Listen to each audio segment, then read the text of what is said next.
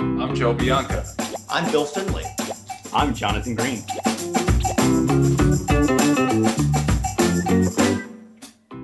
Good morning. It is 9/11, Wednesday, June 2nd. This is the TDN Writers Room, presented by JP Morgan Private Bank. My name is Joe Bianca. I'm the associate editor of the Thoroughbred Daily News. And after the Nets flushed Bills Celtics out of the playoffs last night, got me thinking, which one of us would be which one in the big three?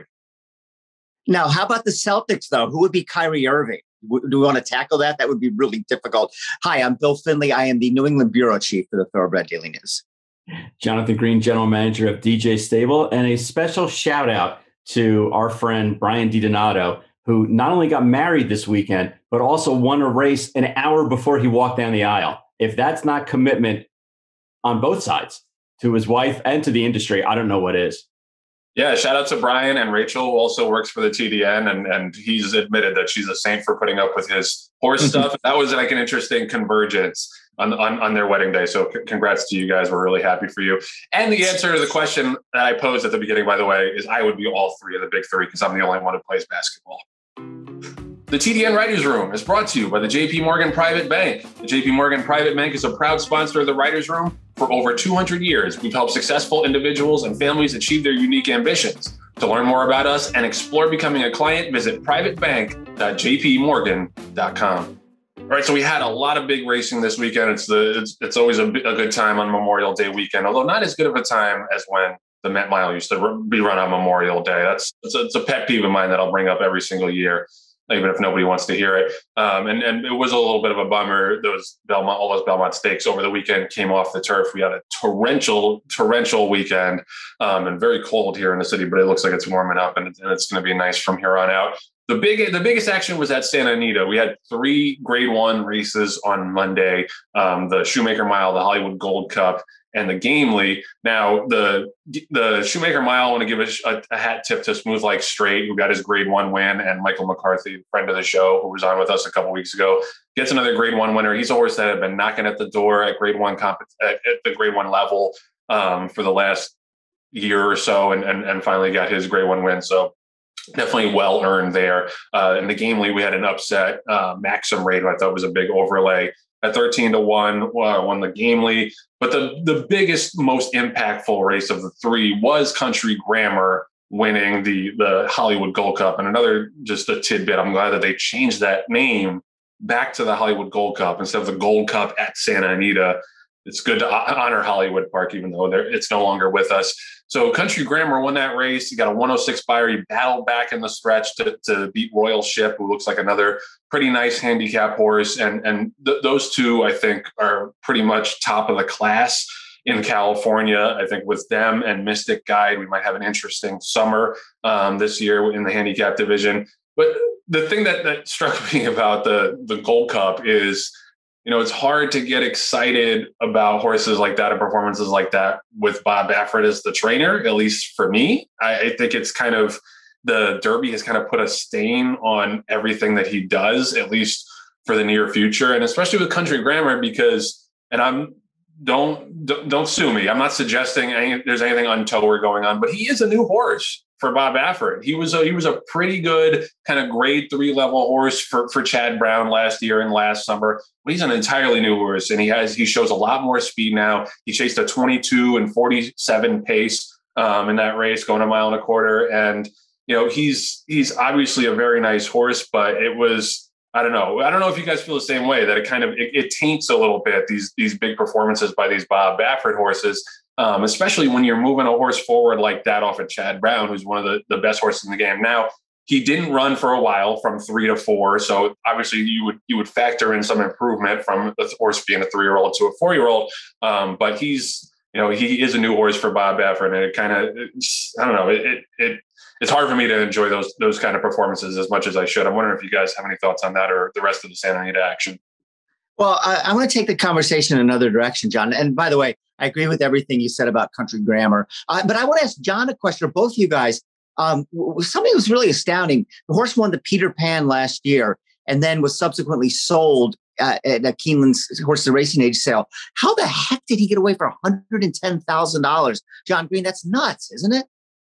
It really is, and shame on me in the end, because we scoured that entire sale and didn't come up with that horse, and shame on a lot of people, because in this day and age, $100 something thousand for a Peter Pan winner isn't a lot of money. Now, if I remember correctly, there was a questionable vet issue, which is why the horse was out for such a long time, from August until April. And not that that's the be all and end all, because horses run all the time with questionable, vet issues, and you go to a sale. And I know this is a big bone of contention for a lot of the yearling and 2-year-old consigners, is that the intensity that the vets have as far as the scrutiny involved in the x-rays and the scoping, and is it are the vets looking to kind of cover their ass and show you every pimple that the horse has, or are there vets out there that can kind of give you an analysis of the report and say, yeah, the horse has got XYZ injury, but really, it's not going to be a big deal, especially if he's gotten to this point. The point I'm making is, yeah, Country Grammar, got through the wickets on a lot of people, and has done very, very well since going out to California. But anyway, Bill, I don't want to steal any more time. Well, thanks for answering that. Not being a bloodstock guy, I was kind of confused about that. So again, I'm going to kind of take it another direction. I thought one of the biggest stories of the weekend, and it's a big story seemingly every weekend, was field size. Especially for the dirt races. It was absolutely pathetic. And, I don't want to pick on Santa Anita. They do a great job. They're kind of caught between a rock and a hard place as they're out on an island. You don't have like horses at a training center to come in or horses to ship in from other places. But take a look at the Saturday stakes at Santa Anita. Daytona, 5 horses. The Charlie Whittingham, 4 horses. Those are grass races too, by the way. The Triple Bend, 5.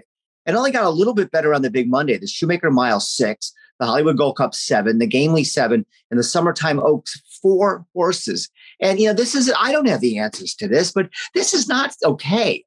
This is a problem that racing it has had for a long time. It's getting worse and worse and worse all the time. Nobody wants to bet on this stuff. And it's really bad. You put out a product where you have small fields. The people don't like that. They're not going to bet on it. And, where does this all stop, or how do we fix this? I mean, obviously the solution is less racing, but that's not going to happen either. So, but I think this points out again what a serious problem this is for the sport.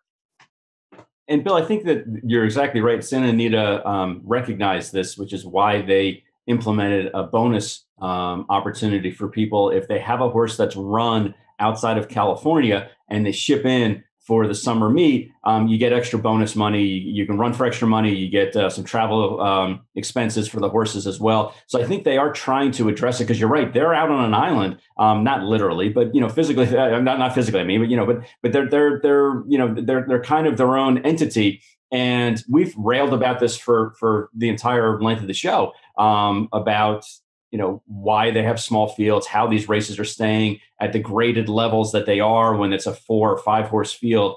And especially when you look at this weekend coming up at Belmont, and you look at the rich races that are there. I mean, rich not only in dollars, but also in length of fields and depth of fields. I think there were 2, we're going to get into this later, but there was one race where there's 4 grade 1 winners, and there's another race where there's 5 grade 1 winners, and both fields are double digits. So, there are top horses out there, just they're not migrating west. So I don't know if we need to have another gold rush, or we need to have another, some kind of bonus incentivization. But I think that some of the entities and powers that be are trying to address this. I wanted to talk a little bit more about Smooth Like Straight, because not only was that race an impressive one in my eyes, and the horse, ran a lifetime best, buyer as well off Lasix. But how about the fact that Smooth Like Straight is a son of Midnight Loot? And Midnight Loot is probably one of the dollar for dollar best horse values as a stallion. I mean, he throws meat and potatoes kind of horses. It looks like every time you look at a weekend card, there's a Midnight Loot in one of the races coming up. I know there's a filly running this weekend that was in one of the top races, obviously Smooth Like Straight. And it just, we forget sometimes in the industry, because we talk about the Tappets and the into Mischiefs and all the great bred horses that are out there, that there are sires like Midnight Loot and The Factor and McLean's Music, that are just really, really, every year they throw like 2 or 3 really solid top horses, and they're standing for $10,000 to $15,000. Yeah, I mean, he definitely is an underrated sire. There are a couple of horses like that I think don't get the credit they should. Looking at Lucky, I think, is another one at Coolmore. And also, Tonalist got his first Grade One winner with Country Grammar, and he was always a horse that I thought, his progeny would obviously get better going longer. But there are so few chances to run, mile and a quarter plus in this country that I think, he's not. He's not necessarily best represented by the current racing landscape, but that was a pretty big accomplishment for him because he got overlooked a little bit. He was in that star-studded stallion class from a couple of years ago, and Liam's Map has also really done a great job at Lane's End, and he had a rising star the other day named Bo Liam, who I wanted to talk about a little bit. At Churchill, he was one of two rising stars on Saturday. Both of them were extremely impressive in different ways. Bo Liam ran 6 furlongs and was up on the pace and just exploded away in the stretch and ran 108 and 3, which is, not a time you see a lot at Churchill outside of like top stakes races. And he crushed that field. So he's trained by Steve Asmussen for Stone Street. So he's a very interesting horse going forward. And those Liam's Maps can really run. And he's another one that maybe got overlooked a little bit in that class with American Pharaoh and Constitution, but his horses can really, really run. And on turf, too. We're going to see Colonel Liam again this Saturday in the Manhattan, and we're going to get to those previews a little bit later. The other rising star on Saturday was for friend of the show, West Point, and a couple other no-name owners. Just kidding. Very star-studded ownership group there for first captain. He cost $1.5 million as a yearling. And he won first out and was a really impressive winner first out. He didn't win by a lot, but if you watch his debut race, he looked beaten at the 8th pole. He was like 6 or 7 lengths back and just flew late to get up going 7 furlongs, stretched out to a mile on Saturday on a sloppy track. And he showed a lot of guts in addition to his talent. He sat up on the pace, put away the pace setter, and he got passed and bumped in mid-stretch by a horse named Hometown, who's an okay horse for Chad Brown. And he got interfered with and like almost sent into the rail and got kind of blown by in mid-stretch and battled back at the inside and ended up winning going away in that race. And that was enough to earn the Rising Star nod. And he's a very exciting horse for West Point. 3-year-old, he's, we'll see where he ends up next. You got to think that he's going to be a candidate for the Travers. I think he needs 2 turns. I think he's eventually going to be better doing that. But he's a super interesting horse as well. I just wanted to run down some of the other action from this past weekend. It was affected a lot by the rain. The Penn Mile card came off the turf, unfortunately, on Friday night. So that was a little bit of a bummer. But Churchill in the Matt Winn, Folsom is another horse who's throwing his hat into the ring for the top 3-year-old discussion. He was a horse that spent the first part of his career, first 3 or 4 starts on turf, and then switched to the dirt in a race at Keeneland. It was an off the turf race. They ended up winning, and that he kind of found his new home in that way because then he won the Oaklawn Stakes, and then he won the Matt Winn the other day, and just. It was an incredible performance because the pace was relatively soft and he was well off of it. And he just exploded away in the stretch. If you look at his final come home time, he came home in like 29 and change for his final 5/16. So that's kind of unheard of on dirt going 2 turns. Also Gam's Mission. I want to shout out Sherry DeVoe, who got her first stakes win in the Regret on Saturday. A couple other pretty nice performances. Set Piece also for Brad Cox, got a 100 buyer to win the Douglas Park. En Vuittant for Ken McPeek, got a 99 buyer in winning the Shawnee Stakes. And then I just wanted to mention a horse at Lone Star as well before I wrap up this. A horse named Warrant, who won the Texas Derby. And he only got a 90 buyer, but he was super wide on both turns and was really determined to win that race. And he was also coming out of the Oaklawn Stakes. So the 1-2 finishers from that race both came back to win stakes over this past weekend. And it just, we're going to learn more, I think, this Saturday. But some of those performances really made me think about how wide open this 3-year-old division is. And the possibility that maybe the horse that's going to be 3-year-old champion hasn't run in a graded stake yet, or hasn't run in a grade 1 race yet, because there's so many horses who could potentially be on that stage and get that trophy at the end of the year, that it's going to make for an exciting second half of the year. And just to tie it into Bill's point about short fields, and I agree with him that it is a big problem. Even at Belmont this weekend, I think there are too many 6 and 7 horse fields. But I think with the wide open nature of the 3-year-old division, I think you're going to get a lot of big fields the rest of the year. This week's 8-horse Belmont Stakes notwithstanding.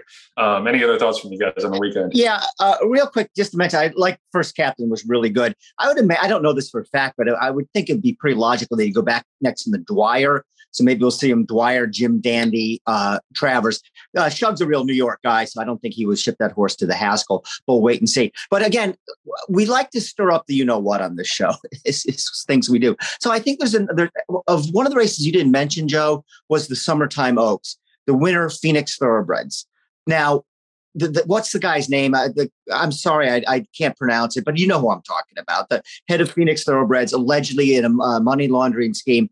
His stable's been banned in France. His stable's been banned in England. In Australia, he hasn't been banned per se, but they're withholding paying him any purse money. The United States, the racing commissions or whatnot, just seem to say, meh, so what? Go on and run. Now, this is an integrity issue. It's not an integrity issue like Service Navarro or even the Baffert Positives. But nonetheless, American horse racing give this guy carte blanche to go do whatever he wants, considering all the trouble he's in. Yeah, I mean, that's crazy. The guy's name is Amir Abdulaziz, by the way, and he was allegedly involved in a money laundering scheme with like some sham cryptocurrency. That crypto world is very shady. And I know there's some people making money, but there's a lot of unregulated nonsense going on in that world. And yeah, I thought about that too. Whenever I see those silks, I think this doesn't look great that American racing is still letting this guy, buy and race top horses. And, I don't know. It's one of those things where, 5,000 different racing jurisdictions have to make an individual decision based on whether or not they want to let this guy run. Whereas overseas, you have that centralized body that can say he's not going to run anywhere in this country or in this continent even. And he doesn't face that kind of scrutiny in America because no one cares. Right. No one cares. And even if they did care, they don't have the wherewithal to be able to do something about it. Go ahead, John. Well, and I probably, out of the three of us, I tweet probably in the middle. Joe, you tweet every time you take a bowel movement. And Bill, I don't think I've ever seen a tweet by you. And I'm kind of in the middle of the big three. But basically, I was so surprised and outraged that not that the horse won, because the horse is a legitimate horse. But that they were able to race the horse. Phoenix Thoroughbred still has a license. And I even looked up the national licensing form, the application for owners. And there's a plethora of questions there, but there's 2 questions on there that really made me shake my head. One is, are there any criminal charges or complaints pending against you or your spouse? That's a yes.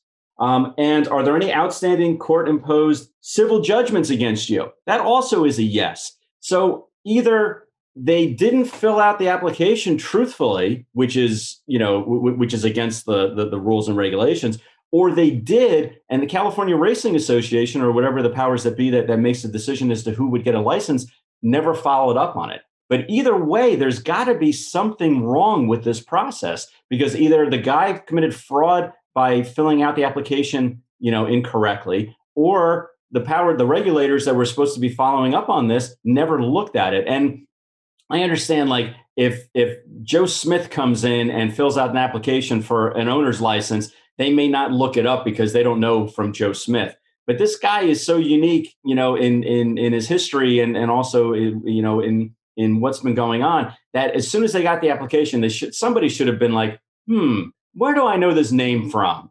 Was he a guest on the TDN show? No.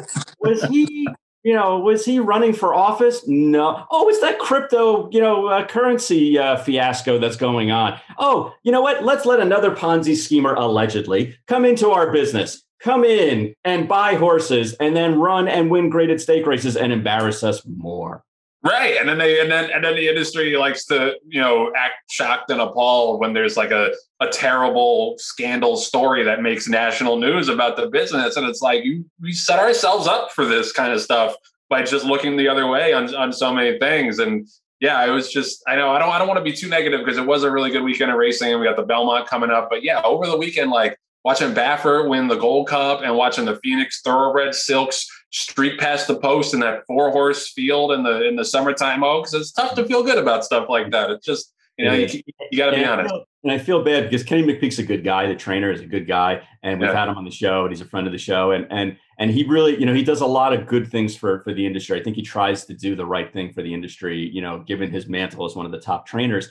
And I think that I can't speak for him. I did not have a conversation with him about this, but I'm sure it's kind of like bittersweet. Like, yeah, the horse won and I won another big race and I'll get, paid for it. But man, it's just got to leave a bad taste in your mouth when you win a race like that. And for people who allegedly are doing these issues.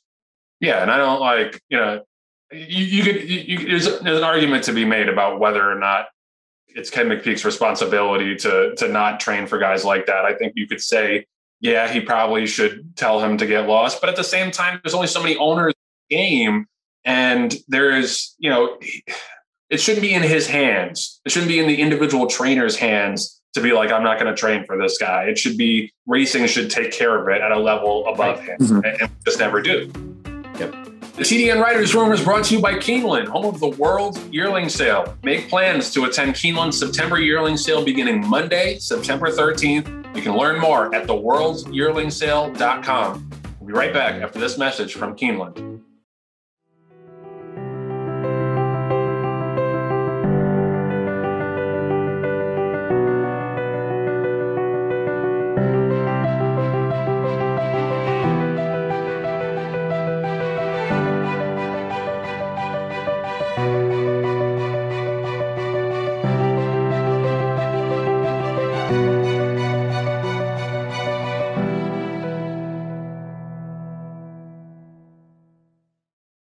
Owning a multiple graded stakes winning racehorse like Decorated Invader or a TDN Rising Star like First Captain is attainable with a racing partnership with West Point Thoroughbreds. Partnerships enable you to spread your ownership across several horses for a less than it costs to own one horse alone. This increases your racetrack action and your chances for a big horse. Learn more about why West Point Thoroughbreds is the gold standard in racing partnerships at westpointtb.com. So we said we were going to follow up on this this week after we talked about it last week, the Monmouth AntiWhip Experiment. Bill touched on this in his week in review, and I'm going to let him talk about it mostly because he wants to pat himself on the back about it.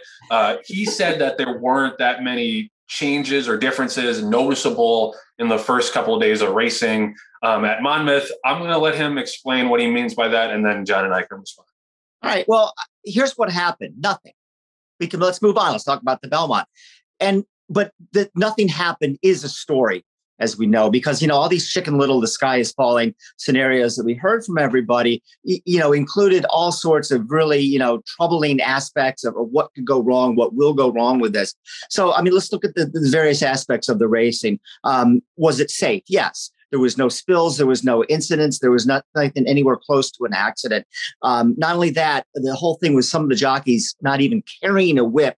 That registered with me. If the whip is so important, you're allowed to carry the whip for safety reasons. Why would these guys not even choose to use it? And the reason why is they didn't want to get fined. And they didn't want to just have a mind cramp and then go back and hit the horse and get fined and suspended for 5 days. The racing was very formful. As a matter of fact, it was way too formful. It was dominated by favorites. Now, the other thing we have to look at is the handle. Now, so it passed 2, 3, 4 tests this weekend. There's a lot more to go. But if the handle is going to be off, 30, 40% at Monmouth, that's not good. And it would, lead you to believe that the whip is something that the bettors say they want to see, and they are staying away from it. So the handle was bad, but it had to be with, of course it was bad. There are 4 and 5 horse races all weekend on the slop, 3 to 5 favorites, no races on the grass. So I don't think you can judge the handle off this weekend. Last weekend. This weekend coming up will be a lot more important. We'll see what the handle is. And if it's back to the, normal levels at Monmouth, then, really all the arguments people were making about why this is such a bad idea, well, everyone pretty much fell flat on their face. And Bill, I'm glad that you said that the real litmus test is going to be in the upcoming weekends, because yeah, with all the rain that we had, and it wasn't a great card, and it wasn't a deep card at any stretch. It really didn't lend itself to be a bettor's paradise for sure. So I think I saw some people trumpeting how handle was down or everything, and I think it's just not a fair test yet to see. No. And I really would, and I'd be interested in your opinion on this. I really don't know if you can get a fair assessment of it until like Haskell Day, where they have another big racing day where there's going to be, instrumental amounts of money that's going to be wagered on the races or not. I mean, I think on a Friday or Saturday in rainy May and kind of doldrum June, I don't know if it's off, a couple $1,000 here or there for the pool. I mean, that's not really a big, litmus test for us, but I'd be curious to see once we get to the Haskell, how things play out, especially with some riders coming in from out of town that are kind of bigger than Monmouth. I mean, no offense to the Monmouth pool of jockeys right now, but a lot of them, even if they didn't agree with the rule, had to buckle under and either not whip the horse or not even bring the whip, just because they can't afford to get penalized or suspended the way they are. But, for the Haskell weekend, when you start getting some of these top riders come in, I'd be very interested to hear what their take is going to be. What Johnny Velazquez has obviously been very outspoken, but what some of these other top riders from around the country are going to be saying when they come out of the jocks room and they're either told, remember, you can't whip the horse, or not even bring a whip out at all. Yeah, John, a couple of things. I'm sorry, Joe. First of all, John Velazquez has said he will not ride at Monmouth. Now, the only opportunity to do so would be the Haskell. So if, who would he be riding? Does Medina Spirit jump back up and go into the Haskell for Baffert? Would Velazquez really stick to that? He's very solid in his beliefs. So I see no reason why he would go back on that, but we'll have to see that. And the other one thing I forgot too is that, and a couple points I want to make, so excuse me for jumping all over. The other thing that happened over the weekend was that all the jockeys said, we're not going to ride, we're not going to ride, we're not going to ride, we're unified, this is a horrible rule. Then lo and behold, everybody rode.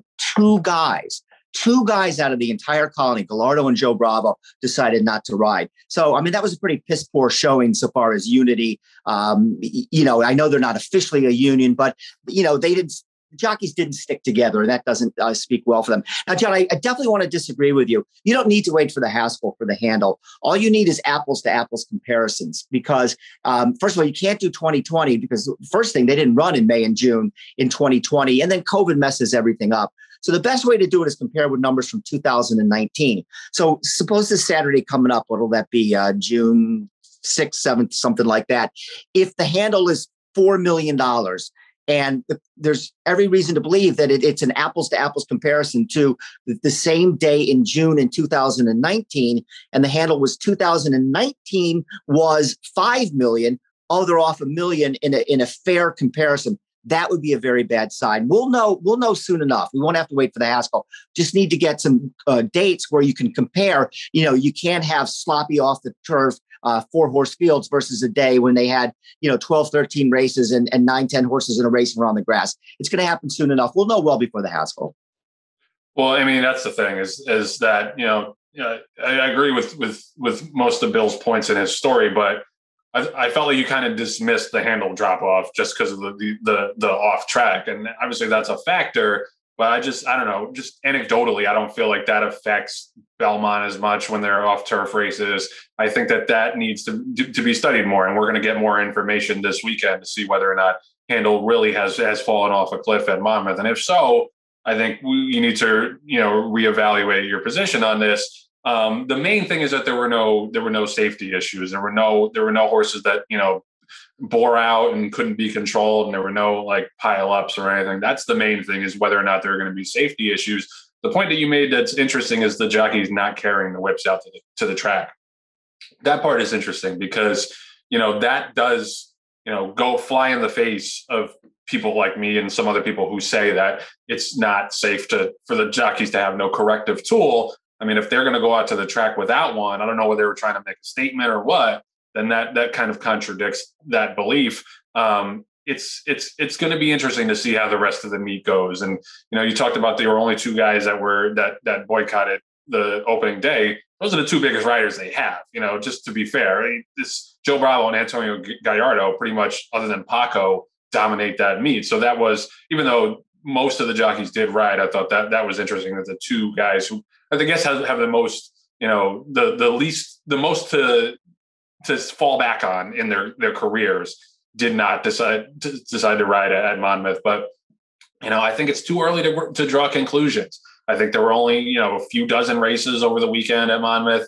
But I'm open to it. I'm going to watch and I'm going to see how the rest of this meet goes. I'm not betting it now. I'm just not going to do it. I'm not going to bet something that I think is so unorthodox and such an outlier from the rest of the racing world, at least here in America. So I'm not going to bet it yet, but I'm open to seeing new data and changing my mind, because you have to do that as an analyst and as a horse player.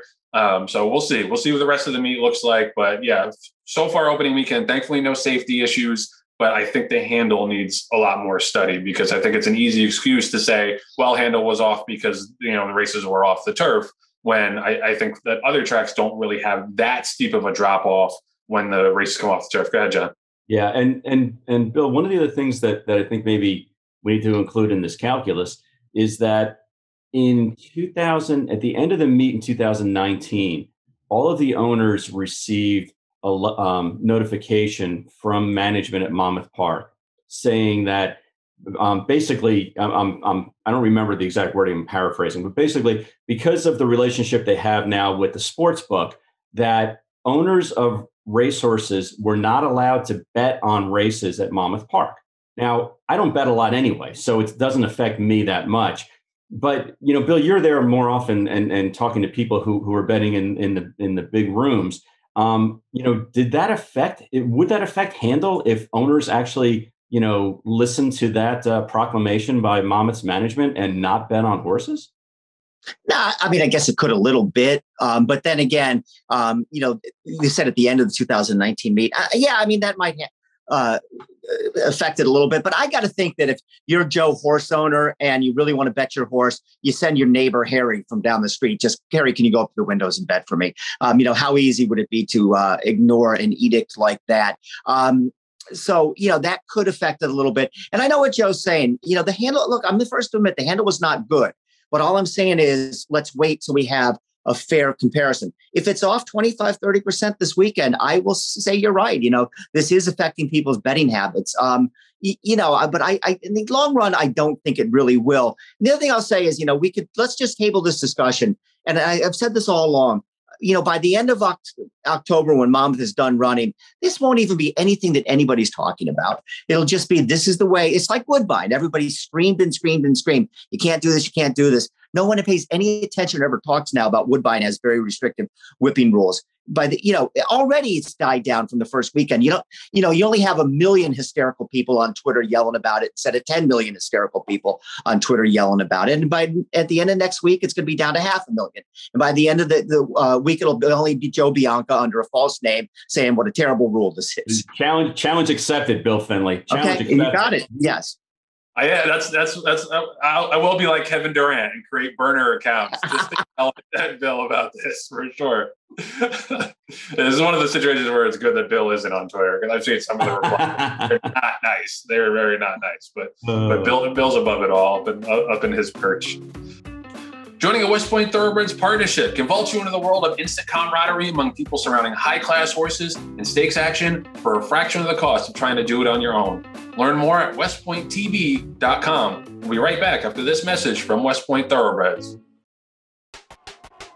All the thrills. Fraction of the bills. Experience the power of the partnership. Change your life, make new friends, and compete at the highest level of thoroughbred racing. West Point Thoroughbreds, the gold standard in racing partnerships. Visit westpointtb.com. This week's TDN Story of the Week is brought to you by the Minnesota Racehorse Engagement Project. Find out how you can get involved in racehorse ownership this summer at Canterbury Park with several options and investments ranging from $250 to $10,000. Visit racehorseminnesota.com to learn more. So the story of the week this week is Belmont Stakes week, and the Belmont Racing Festival. It's going to be an incredible 3 days of racing. We're going to get to the Belmont Stakes and the Saturday card in a second, but I just wanted to run down the Thursday and Friday action. First, there's actually an interesting allowance race early on tomorrow's card, on Thursday's card at Belmont, that I think people should be paying attention to. Following C, who was one of the horses that Spendthrift took away from Bob Baffert after the whole Medina Spirit thing. He was named a TDN Rising Star in his second start at Oaklawn. He's going to make his first start for Todd Pletcher in an allowance tomorrow early on the card, and reinvestment risk is in there as well. He was runner-up to Jackie's Warrior in both the Champagne and the Hopeful. He's going to make his 3-year-old debut. So that's a race early on the card that I think is worth paying attention to. Later in the card, there's 3 stakes, 2 graded stakes. The Intercontinental and the Wonder Again are grade 3s, and the Astoria, which is for 2-year-old fillies. Wesley Ward has a very nice horse, I think, in that race named Happy Soul, who I think is going to do a lot of damage this summer if she can stay together. And then the Intercontinental and the Wonder Again. Intercontinental's got a decent little field. It's no superstars in there, but a nice enough betting race. The Wonder Again, I think, is really interesting and has a handful of really nice horses. Gift List, who I'm a big fan of, was probably my only good opinion on Derby weekend. She's going to be in there along with Jouster, who she ran second to in the Appalachian. Also, Technical Analysis, who's a Chad Brown Rising Star, is going to be in there. And Plum Ali, who's a very nice 2-year-old filly on the grass, is going to make her second start as a 3-year-old. So those races are definitely worth looking at on Thursday. As far as Friday, there's 4 graded stakes races. There's 2 grade 2s, the True North and the New York Stakes. And then 3 grade 2s, the Belmont Gold Cup, the 2-mile Belmont Gold Cup. Also a grade 2 race. And then the grade 3 Better Roses Stakes. My girl Chubwagon is in the Better Roses Stakes. I'm backing off a little bit on challenging Gamine on behalf of her connections, but we'll see. I still think she's a very nice horse. Belmont Gold Cup in the New York has a lot of international participation, which always makes it interesting. I think Belmont does a good job of attracting the international horses for these turf races. Obviously, they have the Turf Festival later in the summer, but these races, I think, are going to attract a lot of really nice European horses as well. On Saturday, the Just the Game has attracted a couple of nice Euros from Charlie Appleby's barn. One thing about the True North I wanted to mention that's kind of interesting is 6 of the 7 horses are 6 years old and up. So a lot of old timers in the True North. The youngest horse in the race is 5 years old and looking at bikinis. And then also the Tremont is Friday as well. That's the equivalent of the Astoria. That's for 2-year-old boys on Friday, going 5.5 furlongs. So great first couple of days, a nice little prelude to Saturday's action. And we're going to get into Saturday's action after this break.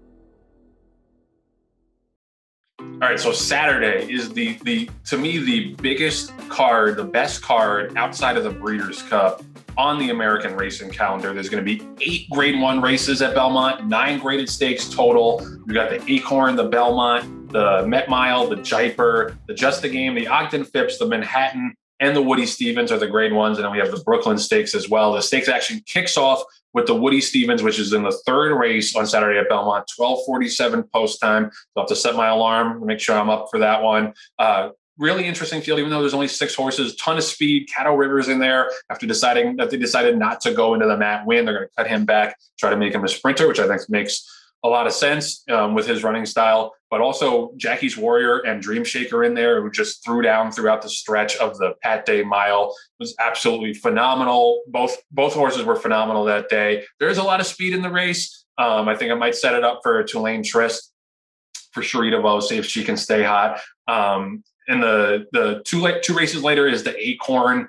You got Obligatory, who won last down the 8 Bells, was 16-1 winner. Travel Column is in there. Day Out of the Office, who I thought ran a monster race in the 8 Bells, was up on a fast pace, made a big early move, and then just got run down late by Obligatory, who I think was a kind of a perfect trip closer. Search Results is in there as well. It was a close runner-up in the Kentucky Oaks, and even Make Mischief for Mark Cassidy, I think, has a pretty good shot in that race at what could be a decent price. Then we've got the Jaipur. You got your usual suspects in there, Bound for Nowhere, Alexandra, who won the Jaipur last year, got Stormies in there. So we got a couple of fillies, a lot of horses coming from different directions in there. The Ogden Phipps is very interesting. We got Swiss Skydivers in there, Latruska, no Monomoy Girl. Unfortunately, she had a little bit of a setback, but She Dares the Devil is in there. Bonnie South, who won the Double Dog Dare last time out, and I think is primed to have a big 4-year-old campaign. Valiance is in there as well. First start since running second in the Breeders' Cup Distaff. The Just a Game, super interesting, big field. Like I said, we had a couple of Euros in there. Althika and Summer Romance, both for Charlie Appleby and Godolphin, both very interesting horses coming over for that race. And then a horse that I think is super interesting, who was a Euro for Juddmonte and Chad Brown, named Pocket Square, who ran at Keeneland last month or in April and just dominated this allowance race. Flew home, I think, is potentially a real monster, but that's a super interesting race. I don't think there's one horse that is going to be a heavy favorite. I think it's going to be a great betting race. The Met Mile, even though it's a 6-horse field, and I wonder where all of these cowardly owners are, 6 horses for $1 million. You can't find, third and fourth still pay well in that race. You can't, rustle up more than 6 entries for the Met Mile. Nevertheless, it is a quality field. And the big matchup is going to be Mischievous Alex and Nick Sko. Now, Nick Sko is going to make his first start since he kind of did the fade job in the Saudi Cup. But before that, he obviously won the Pegasus World Cup and won the Breeders' Cup Dirt Mile. He's obviously a big-time monster and true outside, which I think is a big advantage in this race. Kind of puts the pressure on Mischievous Alex, who's at the rail, to try to figure out a trip. But he's a big-time horse. He got a 109 buyer last time. So that's a huge matchup. But it's not just those two. Dr. Post is in there. He looked good in the Westchester, got a 104 buyer. Silver State, who won the Oaklawn handicap last out, is pretty interesting. And even by my standards, who's, his form has tailed off a little bit, but he's got back races that at least make him competitive if the pace gets hot. And the Manhattan is a big, wide open race as well. It's one of the budding rivalries, I think, is Domestic Spending and Colonel Liam. I think they could clash several times this year. And they obviously dead heated in the Turf Classic at Churchill last time out. And Tribivon, who's another interesting horse, got a 105 buyer last time for Chad Brown in the Fort Marcy. He's in there. Guffo's in there. So that's some of the highlights from the undercard races on Saturday at Belmont. Monster day of racing.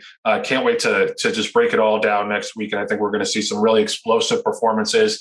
So best of luck to everybody who's involved in those races and who's going to be betting those races. It's just, like I said, you really, other than the Breeders' Cup, you really can't top this day of racing. And it looks like we're going to get perfect weather too. I think it's going to be about 80 degrees and sunny. So no worries about off the turf like we had over the past weekend. Wonder if Bill or John have any thoughts on all of that before we get to the Belmont. Joe, lots of great races, as you mentioned. I also, by the way, totally agree with you on this Met Mile thing. Put it back to Memorial Day. That would be so much better. And, rather than just having some nothing races on Memorial Day. But anyways, let's not talk anymore about that. The Ogden Phipps, to me, is the race of the day. You have Swiss Skydiver, Latruska, and She Dares the Devil. And if you had Monomoy Girl, it's like a superstar race. However, we know where she is. She's injured and she's not going to come back probably until the fall. Swiss Skydiver is the interesting horse to me because, she was so widely appreciated and got so much acclaim, all of it deserved last year. And she comes out this year and she wins the Beholder Mile and then runs a real clunker in the Apple Blossom. It's one of the few starts of her life that she just didn't have it. Runs third beat in 6.5 legs. Be interesting to see if she can bounce back. Latruska, it'll be interesting to see if she's for real after that narrow and very game win over Monomoy Girl and Swiss Skydiver in the Apple Blossom. And of course, Brad, what would a race be without a Brad Cox monster in there? She Dares the Devil in that spot. So, and the other thing that was interesting, and I'm surprised nobody really made I didn't read too much about this, but this whole Robbie Alvarado story was a big part of the Swiss Skydiver story. He's won one race all year and was aboard Swiss Skydiver in the Beholder Mile. Clearly at this point in his career, how little he's riding, he is not an asset compared to the Ortiz brothers, John Velasquez, Flavian Pratt, whatever. And finally, Kenny McPeek, signed the divorce papers, and Jose Ortiz will ride. So, for people who aren't big fans of Alvarado, they'll certainly think that, that Jose Ortiz would be, it is. It's not even speculation or an opinion. It's definitely a favorable jog switch. This card of racing is equivalent to last night. I went, took my daughter to go get ice cream, and there was like 30 different toppings in the ice cream bar. And I was like, Swedish fish, that'd be good. Cookie dough, that would be better. And I went through the whole thing. Surprise, surprise. I went through the whole thing and was like, ooh. And when I went through this card, it was like, oh, the Acorn looks really good because it's got, 6 really nice horses in there, a couple of horses that are sprinters trying to go the 1 turn mile. That one looks pretty good. And ooh, the Woody Stevens, that one looks great. Jackie's Warrior cutting back, taking on Cattle River cutting back. There's, 4 or 5 horses here who were legitimately on the Derby campaign, and they're all, getting together, in a 7 furlong race. And then you got the 2 fillies and the Jaipur, Alexandra, who won the Jaipur last year and got Stormy, and ooh, that looks pretty good. And then you get to Bill, and you mentioned the Ogden Phipps, which is like, oh my God, how is this race going to get any better? It's got 4 Grade 1 winners in it that are all getting together, for the big race, the Just a Game Grade 1. And then I got down to the Met Mile with Joe. You mentioned this Mischievous Alex, running against Nixgo on opposite ends of the field. And really, I don't think either one of them would prefer to run a mile, but just the way that the race came up, obviously it's called the Met Mile, and it's not necessarily the preferred distance for either horse, but it's a great matchup of 2 heavyweights, Mischievous Alex being the sprinter trying to go the 1 turn mile, and Nixgo coming in from overseas after a big campaign, last year. I mean, that is a heavyweight match, that we don't see that often. And then you get to the Manhattan, which has 5 Grade 1 winners, 5 of them that are all coming together to run a 1.25 miles, for $750,000. I mean, you can't get a better pre-card, than what we have, for Belmont Day. I mean, I even remember, as good as the Derby was, with all the races they had a couple of allowance claimers, that were going on. You could have claimed a horse on Derby Day if you wanted to. And Belmont, this day, Belmont Stakes Day, is just chock full of phenomenal races, not only stake races, but Grade 2, Grade 1 races. And look at all these matchups. You got full fields for some of them. You got 4 or 5 Grade 1 winners in some of them. You got head-to-head races, in a couple of these races. And we haven't even gotten to the Belmont yet. That's how exciting this is. That's a perfect lead in to the Belmont Stakes. John's a professional, and 8 horses will line up for $1.5 million. That's just going to leave that there. In a 3-year-old division that's dying for a leader. So we Essential Quality is going to be is pegged as the 2-to-1 morning line favorite. He's going to break from the 2 posts. Todd Pletcher has 3 horses in the race. He's got Bourbonic, he's got Overtook, and Known Agenda. So he's got 3 of the 8 horses in the field. It's going to be interesting to see how the race is ridden. I think it's always a very interesting riders race because, as much as I love aggressive riding, you can't obviously gun it in a 1.5 mile race, but you also don't want to be too far back because I don't think there's like a rich history of deep closers winning the Belmont. I think you generally want to be at least up close to the pace. And I think, obviously after what happened in the Derby, I expect Rock Your World to be a hard send, as hard as you could send in a 1.5 mile race. I think they're going to just definitely try to go for and take the lead. And then behind him, it's going to be interesting how things shake out. Rombauer has kind of a little bit of tactical speed. Essential Quality has tactical speed. I don't expect Luis Saez to be that far off the pace with him. Hot Rod Charlie also was a front runner in the Louisiana Derby, and I think he's going to try to stay out of traffic. I thought it was very interesting. We touched on it before that Flavian Pratt got off of Rombauer to ride Hot Rod Charlie. I don't know what that's about, but you rarely ever see that jockey get off a horse, in a Triple Crown race, unless it's something like Calvin Burrell, where he got off Mind That Bird to ride Rachel Alexander, who obviously was a complete monster. These horses, I think, are a little more evenly matched. But I think it's a very interesting riders race. I expect it to be a pretty close finish. I just can't see one of these horses just blowing away the field by 5, 6, 7, 8 lengths. I think it's so evenly matched. I think Essential Quality is a legitimate favorite, but like I kind of feel like I did going into the Derby, where he's a very nice horse. He shows up every time. He's very tractable, so he can do whatever the jockey wants. But he's not like that far of a cut above the rest of the horses. It's not the kind of horse, even though I respect him, it's not the kind of horse that I'm trying to lean on as a pretty heavy favorite. I think he's probably going to go off at about 8 to 5 or so. But just some cursory early thoughts from you guys on the Belmont. Yeah, I think 1 or 2 horses is going to win the race, and I got a couple of days to make my pick. The first one is Rock Your World, Joe. You're absolutely right. He is definitely going to go to the front. His Derby was awful. Do we put a line through it or not? Well, you can at least sort of make a case for putting a line through it. I mean, he got banged around at the start when he ran into Essential Quality. Here's a horse that normally wants to be up on the lead, and he was 10th early. The whole thing was just a disaster. So I think you can probably throw that race out. He runs back to a Santa Anita Derby. I mean, he's got both the talent and the speed to win this. Will he lose by 5, 6 lengths? No, but I think it'll be a length and a half, 2 lengths clear of whomever is second going down the backstretch. And then it all depends on what kind of fractions. I mean, if Rosario can slow it down and he gets the half in 49 and change or something like that, he will be very, very tough. The other horse that can win is Essential Quality. And at first I was a little bit disappointed about his Derby. I thought it was kind of a flat race. Didn't really seem to be running, sort of being in slow motion a little bit in the stretch. But I looked back at the race and a couple times last night, and the race was a little bit better than I thought. First of all, he didn't get wiped out at the start, but he did get banged around with Rock Your World coming out of the gate. That cost him a little bit early. It cost him some positioning. And of course, Luis Saez to ride probably a little bit different race than he intended to ride. Then there's the wide factor. According to Tractus, he ran 67 feet further than Medina Spirit.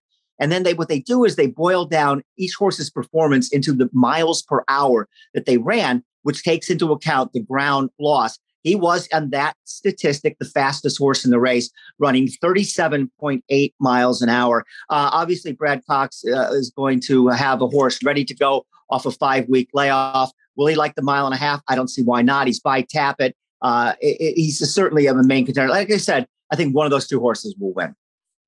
And we haven't even touched on 2 of the horses that ran in the Derby. Hot Rod Charlie, who ran 3rd, who is also a legitimate contender in this race because he does have tactical speed. And Known Agenda, and I know Known Agenda went into the Derby as one of the top 3 horses, arguably, in the field.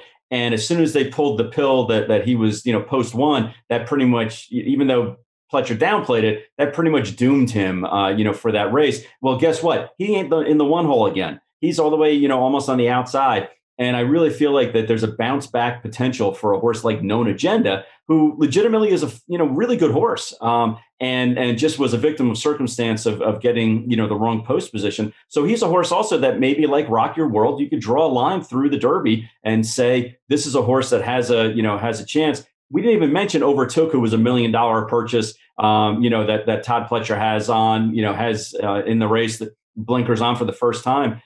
But I think overall, after watching the Derby campaign and a couple of the races in the Triple Crown, I think we can all agree that this would be a very different group of horses if Life is Good had continued to do what he was doing. I mean, he really, now that we've washed through most of these Derby preps and most of the all the Derby preps and a couple of the Triple Crown races, I think my attentions continue to steer back to Life is Good and just how much better he was than this group. And this is coming from somebody that campaigned a horse in a lot of those preps and the Derby. The other thing that I thought was really interesting, and Bill, you're going to have to correct my history on this, but I read something about this is the first time in 30 something years that a horse has not run in all 3 Triple Crown races? Yeah, that's correct. I don't know what the date is, and I didn't come up with the statistic. Someone else did, but I don't remember how long it was, but it was a long, long time. I don't think it was quite 30 years, but again, you want to go down my favorite subject. Horses don't run enough, take off too much time in between races. And it stinks that absolutely everybody wants to run 3 times a year. So, and this is what we get. But yeah, that is a good point, John. That's what it's come to. Nobody, not one horse of the 20 entered in the Kentucky Derby or the 19 that ran in the Kentucky Derby is going to make it through the entire series. That's just pitiful. Yeah, I mean, I think that's the future. I think if there's not going to be a Triple Crown on the line, I think we're going to see more and more of that in the future. I'm with John. I think that Known Agenda is interesting. He's a horse that I think is going to get better as the distances go longer. And that's kind of why I like Rocky Your World as well, even though, people might dismiss him a little bit because he's a speed horse. Damn Sire's Empire Maker, who I remember won the Belmont. It's one of my first racing memories, and that sloppy track beating Funny Side. I was heartbroken as a 16-year-old. But yeah, that's kind of where I'm leaning is Rock Your World. It depends on the price. We'll see if he gets forgotten a little bit, but yeah, that's where I'm leaning. I agree with John that Known Agenda is a little bit sneaky as well.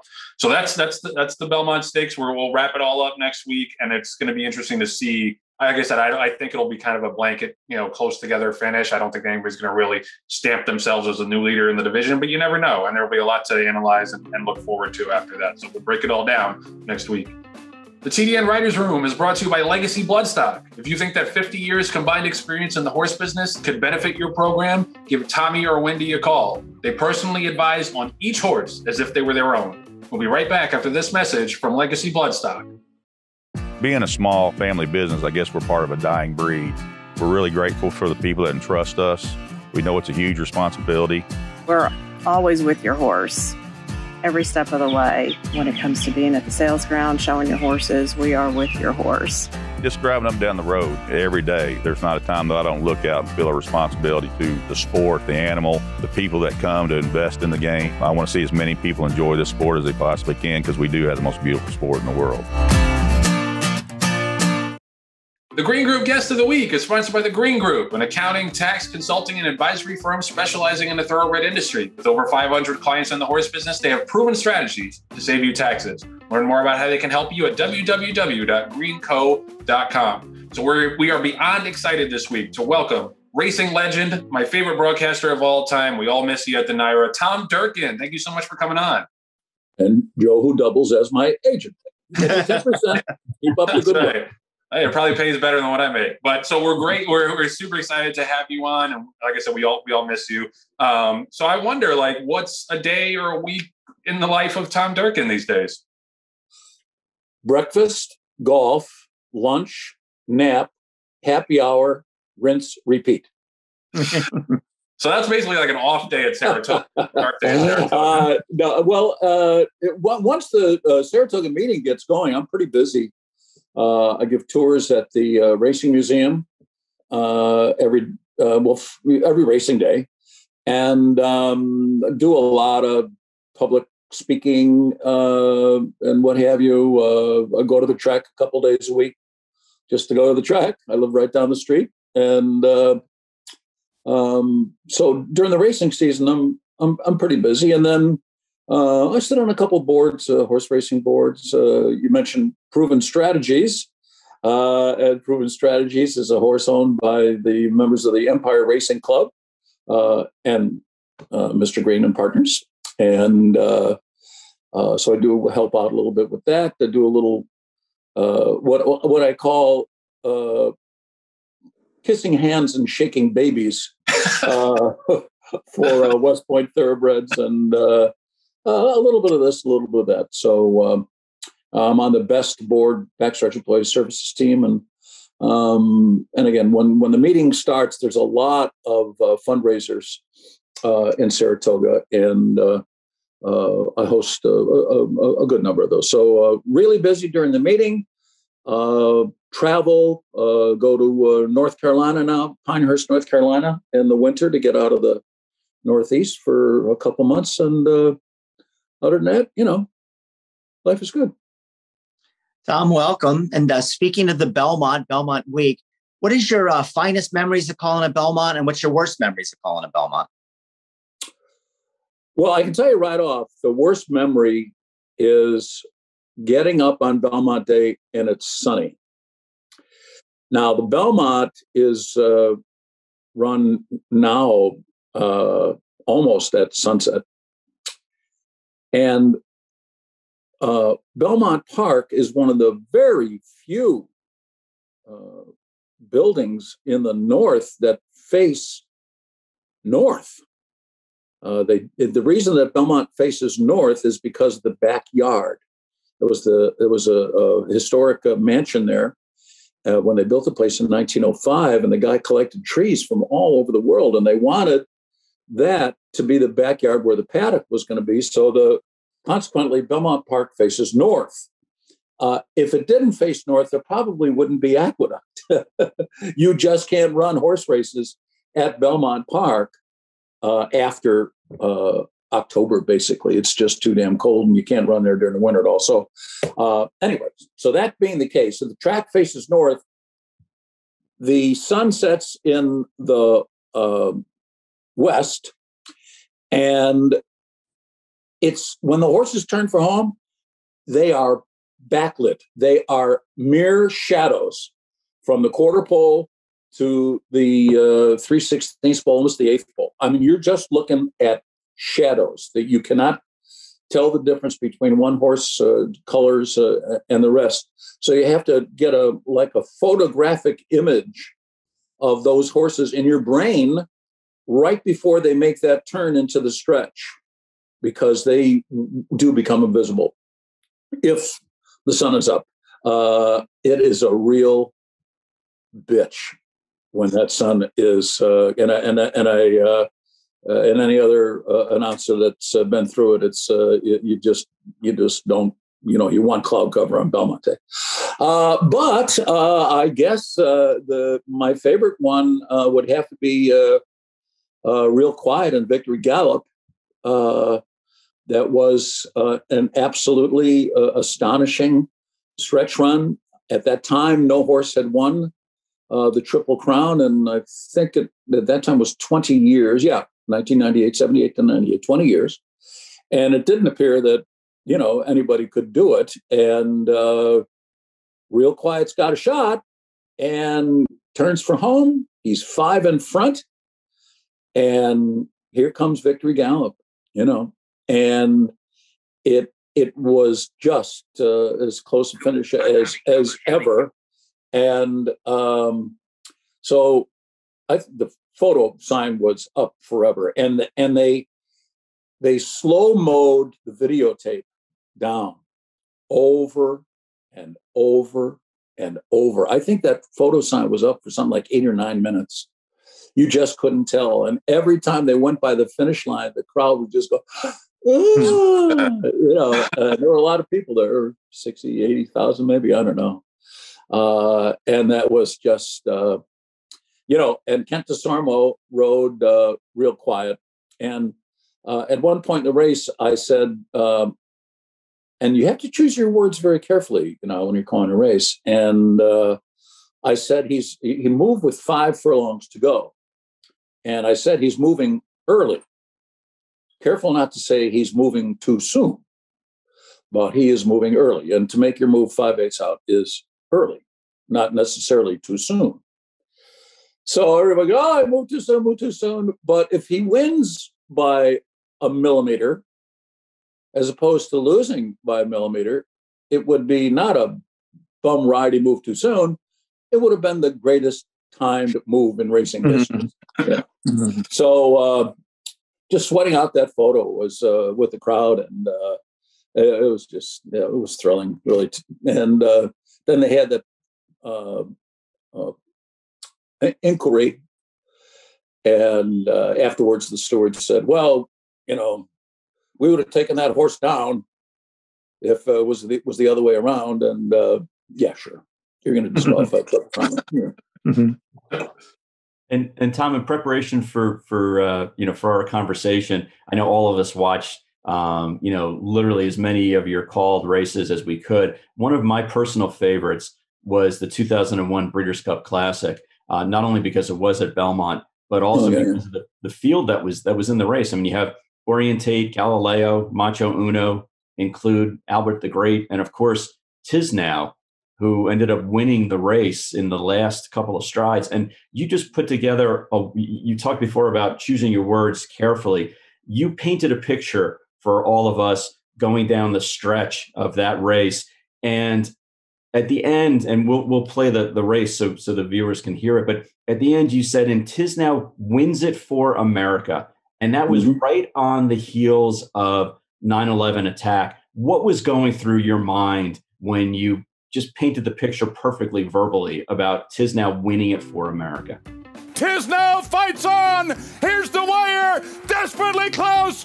Tisnow wins it for America.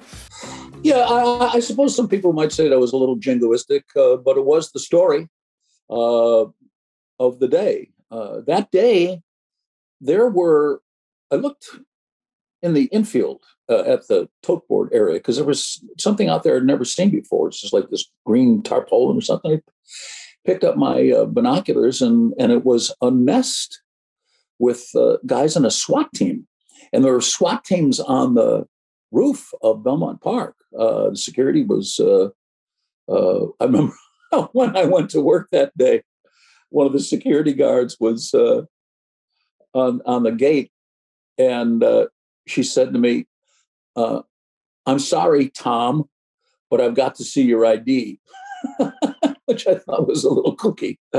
But, and again, that was 6 weeks after 9/11. And many people in that area, Belmont Park is part of it's located in Floral Park, where I lived. And there were many, many people, firemen in particular, who lived in that neighborhood and who died in 9/11. So it was really brought things home pretty close. And they had a ceremony before the races started and a moment of silence. And, that was the story of the day. For sure. It was the first international sporting event held in New York after 9/11. Yeah, and that was, you always had a flair for the dramatic. I think you were more of as an artist than just a race caller. Well, I was a theater major, so there you go. Yeah, no. So you have the background, and you brought that to your job every day, and we all appreciated it. Seamless segue to a different kind of drama. Kind of racing has had these big scandals the last couple of years, and I wonder if your perspective on the sport and the kind of broader issues in the sport have changed from outside the announcer's booth now that you're involved as an owner, as an observer. Has your perspective on the sport changed at all? Well, certainly, because I don't have to go to work, and I'm not. Doing all that prep work was work, and so now I'm just a weekend warrior. I bet the horses on the weekend. I follow it, but not with the intensity that I used to. And there's we're in a state of flux. We're going to see how everything flushes out. The Monmouth jockey situation is interesting, and we'll see how that works out with the whip restrictions that they have. That will play itself out one way or another. And my biggest worry about racing is the breed itself. That's the product. And, I'm interested in the history of horse racing. I certainly know a good deal about that, being a tour guide at the museum. And you look at the past performances of these horses, not, forever ago. You look at Forgo, he was a foal in 1970, and he would run sometimes every 4 days. It was, the horses would run in New York. The New York schedule was the Swift, the Bayshore, the Gotham, and the Wood. They were all 2 weeks apart, and Wood was 2 weeks before the Kentucky Derby. Well, that's not ever going to happen again.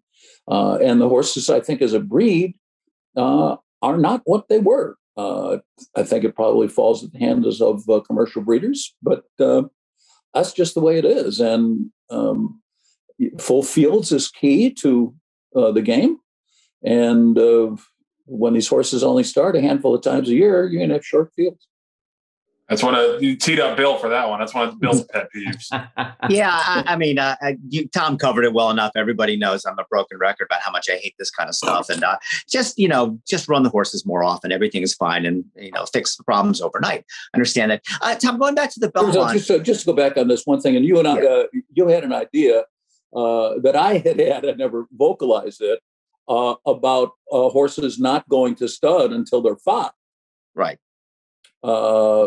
But it's not going to happen because those guys there's too much money involved. Yeah, that was the rule that Jeff Grau put in harness racing, where if a horse was retired after the end of his 3-year-old year, they weren't eligible to be a sire in that first year. Tom, just a simple question going back to the Belmont. I mean, you called everything from horses going to the Triple Crown Breeders' Cup, then down to a Thursday claiming race at Aqueduct, down to the Norbert County. You went to Norbert University, the Waukesha County Fair or something in Wisconsin.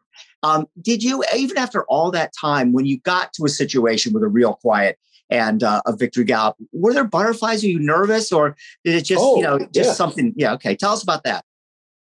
Well, I gave up the NBC job because of stress caused by nerves. I just didn't want to put myself through that ringer anymore. It is nerve-wracking, believe me. And because 50 million people are going to listen to what you have to say, and if you make a mistake, goes on your gravestone. So the stress, I absolutely. It was a funny story. So when I gave up the network job of calling it Triple Crown, but still kept my job in New York because the stress like that was certainly stressful. Nothing like the stress of a big Triple Crown race. And so the New York Times wrote a story about it. They actually put it on the front page, not in the sports section, front page of the newspaper. And the headline was, "Stress fells Triple Crown announcer." And my friends, when they saw the paper, they go, "Oh my God, Tom Durkin's dead." And I read it. I was at a bar, surprise, at the time, and I read it. I go, does this look like I'm dead? So yeah, the stress. Yeah, there's no getting around it. And I tried all sorts of stuff. Hypnosis, Inderol, which is a beta blocker with no side effects, and golfers take Inderol actually to get over the yips in their hands, over putts and stuff like that. So I even went to the extreme of dieting and exercising. That's how nuts it was. That's a commitment. That's a commitment to your craft, for sure. For sure. Tom, one of the things that we take pride in when we're, buying horses and campaigning them is naming them. And, we personally put a lot of time into it. Are there certain names that you recall over the years that just stick out in your mind? Not even good horses, but just like fun names that it was fun to announce? Well, there's ARG. And as funny, the stuff that you learn, there's actually September 19th every year is National Talk Like a Pirate Day. Believe it or not, you can look it up. Yaki Hikamekadol, goofy names. He sells seashells. So yeah, just the goofy names. But usually it's the horse that ignobles the name. Right. I personally remember one that you called where there was a horse that and her name was Harass.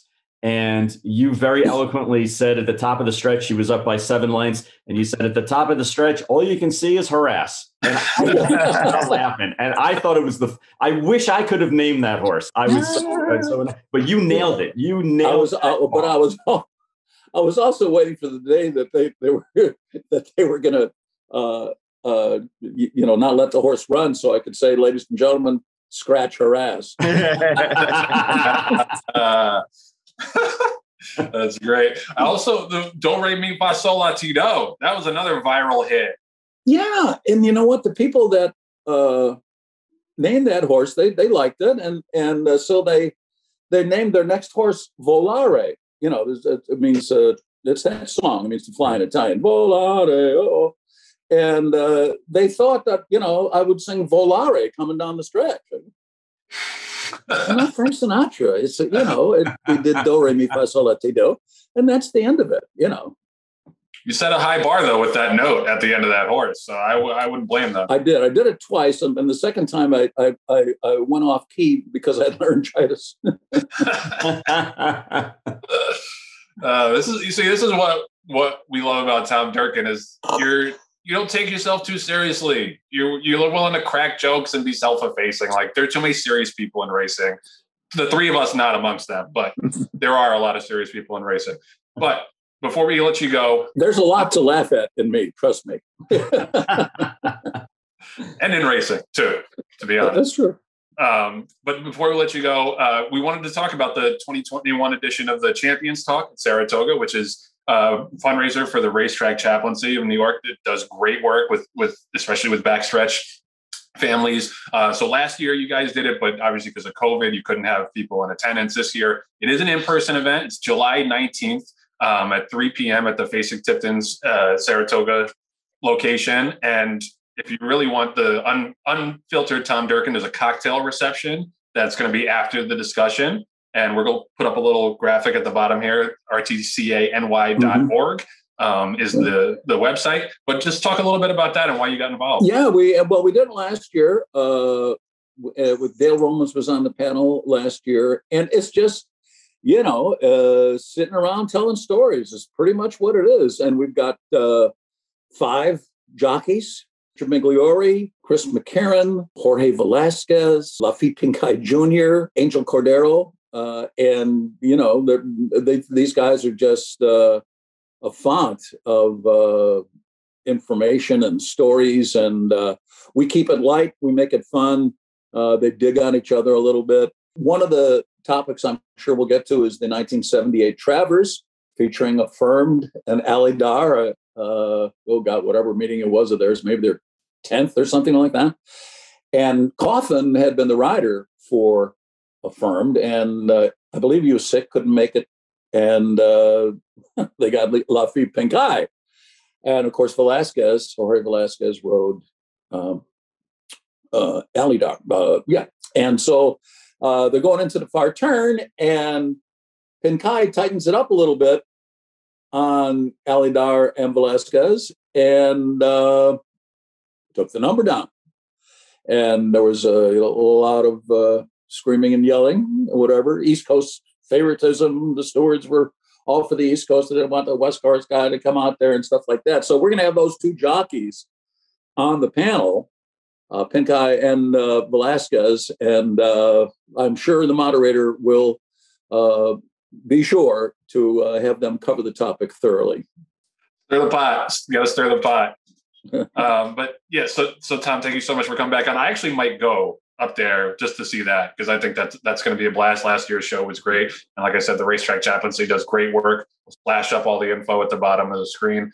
Tom Durkin, we can't thank you enough for coming on. We wish we could have you on every week, honestly, because they're just a font of knowledge and great stories. Thanks so much for coming on, Tom. Hey, invite me on. I got nothing better to do but coffee. There's some weeks where we don't have a guest. We'll call you up. I'll be like that. In the old days, the jocks room, they had a guy that would just sit around the jocks room for the last race when every once in a while a jock didn't want to ride the last race, and he was the house jock. So I can be your house guest. That would be absolutely incredible. We do miss you in the booth, but we're glad you're still around racing. Tom, thanks again, man. Appreciate it. My pleasure. Thank you all.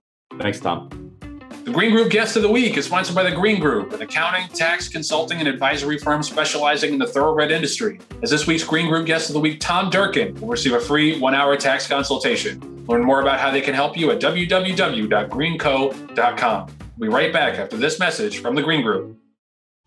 The Green Group is widely recognized as the top-rated tax and accounting firm specializing in the horse business. Why do the top owners, breeders, pinhookers, and trainers trust the Green Group as their tax advisors? The difference is experience. Firm founder Len Green has over 4 decades of experience owning, breeding, and racing horses. First-hand knowledge gives Green Group clients proven tax and money-saving strategies. Visit the Green Group at www.greenco.com. The Green Group, proven strategies to save you taxes. So once again, this is why we timestamp our podcast and we'll let you know when we're actually recording it. This happened with the Justify scopolamine positive back in the day. It just broke like in the last couple of minutes as we were wrapping up the show that Medina Spirit's post-race positive drug test was confirmed with the split sample. I was kind of wondering why this was taking so long, but now it's come in. It's in the New York Times, and Joe Drape, Clark Brewster, who's the lawyer that represents Medina Spirit's owner, Amr Zidan, said the laboratory at the University of California, Davis confirmed that a second post-race sample found the drug betamethasone, which is a corticosteroid injected into joints to reduce pain and swelling at a prohibited level. Now, Brewster says that the laboratory did not test the blood or urine samples for the presence of other compounds, quote, which could prove the trace positive came from an inadvertent and materially inconsequential contamination sourced from a topical ointment used to treat Medina Spirit for a skin lesion on his hip. Now, maybe that's true, maybe it's not, but all I know is there's always an excuse for Bob Baffert when his horses test positive. And then we're going to have a lot more on this next week. Obviously, we don't know all the details yet or the consequences yet. Bill's probably got to run to go chase this story down. But we're obviously huge news. We assume there's a DQ forthcoming in the Derby, and we assume I'm never going to see that money from Mandaloun, but that's beside the point. But this was, I think everybody expected this to happen. There's a lot to break down, and we're going to get to it next week in terms of the fallout. So yeah, we were unable to do the show about this, which is probably what we would have had the entire show about. But maybe it's a blessing in disguise because this has been a good show. But just Bill, any quick thoughts before you run and chase this story down? Yeah, I know we don't want to exhaust this story, but a couple thoughts. First of all, here's what's going to happen next. It's a no-brainer. The lawyers for Baffert and Zidan are going to appeal. And they're going to take it now that it's been tried at the commission level. It goes into the court system. I don't think at the end of the day they will succeed, but they'll certainly delay any action by several months, if not a year or two, type of thing. So we're going to have to live through this thing forever and ever and ever. And back to what Clark Brewster said, I think he's kind of missing an important point. It doesn't matter. It doesn't matter where it came from. It doesn't matter if somebody put a needle into the horse and injected him, or a groom's next door neighbor's daughter was using betamethasone and somehow it got into the system because it got it Baffert's head. It's there. It's not allowed to be there. Doesn't matter where and how it got there. And he's going to have to pay. Ultimately, if he loses in court, he'll ultimately have to pay the price. And Medina Spirit will be disqualified as the winner of the Kentucky Derby 2021. This is why I love Bill Finley, because Bill Finley is a black or white guy. There is no in between when it comes to Bill Finley. And, Bill, you are 1,000% correct. It doesn't matter how the horse got the drug. It's in his system. Yep. Yeah. And then that's confirmed now. So there can be no more speculation about that. And the excuses, like I said, the era of excuses is over. That can all go by the wayside. Clark Brewster can say what he wants. Bob Baffert can say what he wants. At the end of the day, the Kentucky Derby winner tested positive twice for a banned substance and is going to get disqualified no matter how long they tie it up in the courts. And like I said, we're going to have lots more on this week. Just our luck that this broke as we're wrapping up the show. All right, so that's going to do it for this week's edition of the TDN Writers Room, presented by the JP Morgan Private Bank, a proud sponsor of the Writers Room. For over 200 years, they've helped successful individuals and families achieve their unique ambitions. And to learn more about them and explore becoming a client, visit privatebank.jpmorgan.com. I want to thank Bill Finley, John Green, our Green Group guest of the week, Tom Durkin, our producer, Patty Wolf, our associate producer, Katie Ritz, and our editors, Anthony LaRocca, Aaliyah LaRocca, and Nathan Wilkinson. Thank you so much for watching. We'll see you next week.